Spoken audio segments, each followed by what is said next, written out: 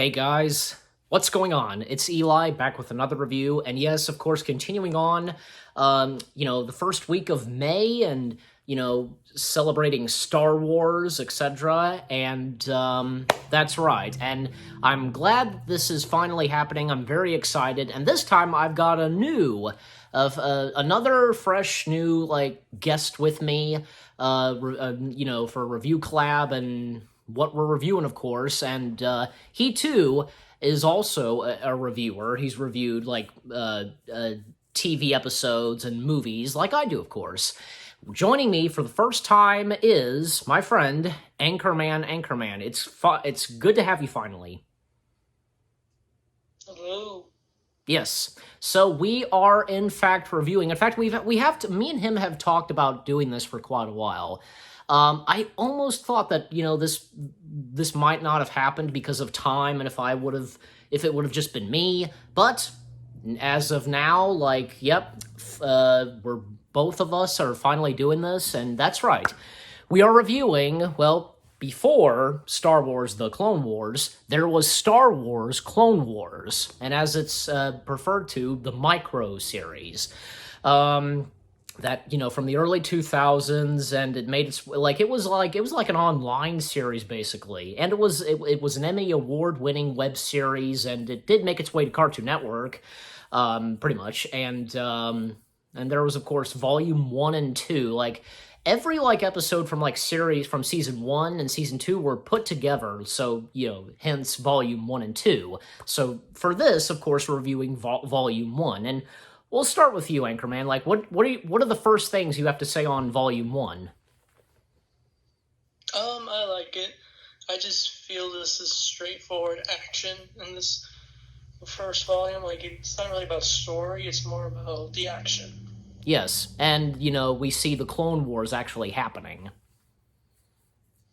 Yes. Yeah, as it was teased at the end of Attack of the Clones, and, in this one, because there's a bunch of random stuff going on, of course, it is, centered on it is focused on where Anakin and Obi-Wan are at, because they're on this one planet, but sometimes, we would cut to something else happening, of course, the underwater battle, Mace Windu fighting on Dantooine, and also Yoda making his way to the snowy planet Ilima. I think that's how you call it. Saving Luminar Unduli and Barriss often, in the cave of crystals that have to do with the lightsabers, and also Ventress making her debut in this, and and also the ARC troopers and the bounty hunter Dirge, he makes his appearance in animation. And do you have anything else to say of what goes on, and as I was talking about? I would say these are more expanded universe characters that appear in this show, because they have designs that are more based off their comic book appearances before the Clone Wars happened. We don't see Dirge ever again in the Clone Wars. No. But, and we see Grievous at the end. That's he's, right. Way different from what he was in Revenge of the Sith. Yeah. So I thought that was really cool. And I always liked Captain Fordo. He was just, I don't know why. I like Rex, but Fordo, he's definitely number 2 for me. He's the one that's that's all top red. 10, basically. He's the clone that's his coloring is red, right? Yeah. Right. The thing is, speaking of which, the clones in this, and, they all, the voice of the clones are not quite right. You know what I'm talking about? Because there is a difference with how they don't really talk. Yeah, they do. They do talk. We hear them. I meant they don't really talk as much as the Clone Wars ones did. Yeah, but their accents, in the Micro, it's different than say how in the movies, and of course in the Clone Wars. But it's hard to tell who's talking and what they sound like. Yeah, well, I can tell. So I felt these clones didn't really have much personality. That's why I love the Clone Wars more, because the clones had more personality, and they actually were human, almost human, even though they're clones. You know what? And this one, they're straight up just follow orders, and that's it. I couldn't have agreed more because you're right. Like what the Clone Wars did to the clones was much better than how what the micro series did. Because you're right, you're absolutely right. All the clones in the micro series, all they were doing was just following orders and like didn't have a personality or anything like that. But the Clone Wars, oh, they for sure did. Um, Yeah. yeah, and also because also like here, what's cool is that the voices of the characters, you know what? Because they would make their way, of course, continuing on voicing the characters. Like, of course, you got James Arnold Taylor, Tom Kane, and Terrence C. Carson, and and of course, well, Corey Burton, and of course, with the exception of Anthony Daniels, because him voicing 3PO, for many years, and yeah, it's really cool. But some of the voices in this, like, oh yeah, before Matt Lantern voicing Anakin, you had another Matt Lucas voicing Anakin. Yeah. Which Anakin voice do you think is better, Matt Lucas or Matt Lantern? I like Matt Lander. I feel more emotion with Matt Lander. Matt Lucas, I feel he sounds most like Hayden Christensen. But Yeah. I honestly enjoy Matt Lander more. Yeah. The actor had surgery recently, but he's recovered, and so I don't know. Just Oh. felt like saying that. Okay, and as we're recording this, yeah, makes sense. Yeah.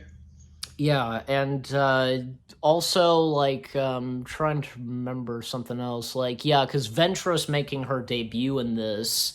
I don't know. Like, it's hard to tell because even as of now with the Clone Wars, because her appearing on there a lot. Like, and what happened with her in the micro series? Like, when of course like Anakin chases her down and they make their way to Yavin, and Obi-Wan sent out clones to follow Anakin, and when the clones arrive, they get attacked by Ventress, and and then of course, Anakin and Ventress, they have a lightsaber duel up to when, and there's a bit of the dark side that comes into Anakin, and he like just like the power he has, the Force, and it causes like part of like the ground to crumble and such, and she falls, like, I don't know, like she falls to her death, or I don't know, honestly, if like, even if that would be considered canon or not. I don't know. Like, what do you make of it? It's part of the Legends timeline now.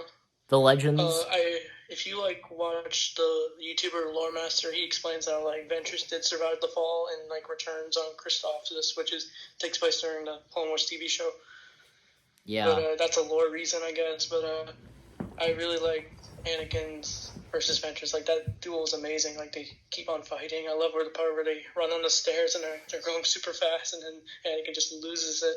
Yeah, exactly. And he has like, there's like visions, like quick flashy shots of like Qui-Gon, Yoda, and Obi-Wan.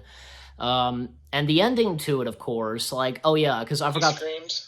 Yeah, I know. Yeah, he does scream, like letting the anger out. But I was gonna mention, and I forgot to mention this a bit earlier, about Dirge. Like, the fight between Obi-Wan and Dirge, and the thing about Dirge is that he's this unique like bounty hunter that I guess he's unstoppable to kill, basically. Yeah. Yeah, but I guess that when Obi-Wan defeats him, he does die. I guess Dirge is defeated. He doesn't. Oh, he doesn't? In like other comics, he like comes back or whatever, but he dies in like an actual comic. Because I learned that like Dirge, the only way to kill him is if you throw him into a star, like the sun. Yeah. You basically gotta like destroy his whole body. Right. Also, yeah, because and also I wish Dirge talked more. Yeah, he didn't have any lines, did he? He just laughs. Yeah, I do know I remember he did laugh when Obi-Wan stabbed him in the chest. Yeah, he did laugh. Yeah. But as I was saying, like, the ending to it, because, well, yeah, Anakin returning and Obi-Wan disappointed in him, and then getting a distress call from Master Barrack, and this is where we get the introduction of General Grievous, and the last like surviving like Jedi stranded, and Ki-Adi-Mundi, Shaak-Ti, Aayla Secura, and 3 others, and I know their names. oh, you do?